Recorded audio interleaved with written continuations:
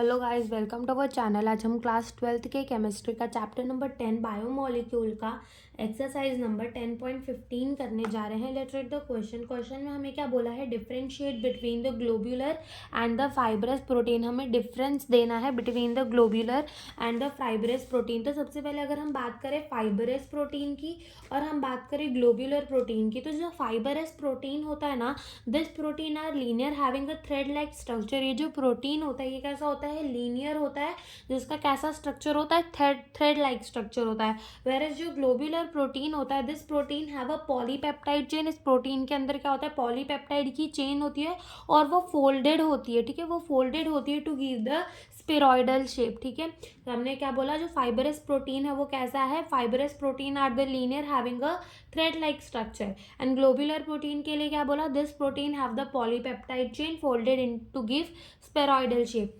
This protein are water insoluble. जो fibrous protein होते हैं वो पानी के अंदर इनसोल्यूबल होते हैं, ठीक है। और ये वाले जो प्रोटीन होते हैं ग्लोब्यूलर प्रोटीन, ये पानी के अंदर कैसे होते हैं, सोल्यूबल होते हैं।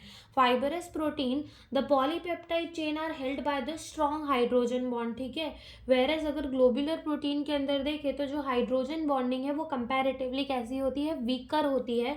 दे are stable to change in the pH, ठीक है। जो फाइबरस प्रोटीन होते हैं वो स्टेबल होते हैं to change in the pH. Whereas ये वाले जो ग्लोब्यूलर प्रोटीन होते हैं वो कैसे होते हैं, सेंसिटिव होते हैं to change in the pH, ठीक है। फिर अब अपने आते हैं क्वेश्चन नंबर 10.16 पर। तो देखो 10.16 में हमसे क्या पूछा है, how do you explain the amphoteric behaviour of the amino acid. हमसे क्या पूछ रहे हैं कि जो एम्फोटेरिक बिहेवियर है अमाइनो एसिड्स का वो अपन कैसे एक्सप्लेन कर सकते हैं। तो एम्फोटेरिक बिहेवियर क्या होता है कि जब वो एसिड के साथ भी रिएक्ट कर जाए, बेस के साथ भी रिएक्ट कर जाए, तो उसको अपन क्या कहते हैं, एम्फोटेरिक कहते हैं, ठीक है। उसे हम क्या कहते हैं, एम्फोटेरिक कहते हैं। तो देखो in aqueous solution carboxylic group can lose a proton. Aqueous solution, जब अमाइनो एसिड अपने एक्वस सॉल्यूशन के अंदर होगा तो जो अपना कार्बोक्सिलिक ग्रुप है यानी कि COOH ग्रुप, वो क्या कर सकता है, लूज कर सकता है प्रोटॉन। एंड जो अमाइनो ग्रुप है that is NH2 group accept a proton. जो NH2 ग्रुप होगा वो क्या करेगा, एक्सेप्ट कर लेगा प्रोटॉन को, giving rise to the bipolar dipolar zwitter ion, ठीक है। जिससे क्या मिलेगा अपन को, डायपोलर ज्विटर आयन मिलेगा। This is neutral. अब ये जो होता है ये न्यूट्रल होता है, बट ये कंटेन करता है बोथ पॉजिटिव चार्ज भी एंड नेगेटिव चार्ज भी।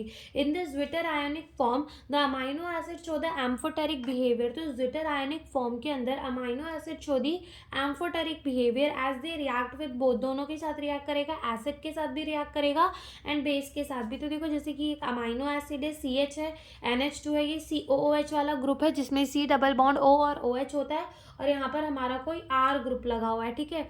अब क्या होगा कि ये अमाइड के पास, इस नाइट्रोजन के पास क्या है, lone pair of the electron. तो ये lone pair of the electron क्या करेगा, H को डोनेट कर देगा। किसको डोनेट कर देगा, हाइड्रोजन को डोनेट कर देगा। अब हाइड्रोजन के पास तो इलेक्ट्रॉन आ गए, उसे जो इलेक्ट्रॉन चाहिए थे, तो वो क्या करेगा, ये अपनी इलेक्ट्रॉन डेंसिटी किस पे तोड़ देगा, ऑक्सीजन पे तोड़ देगा।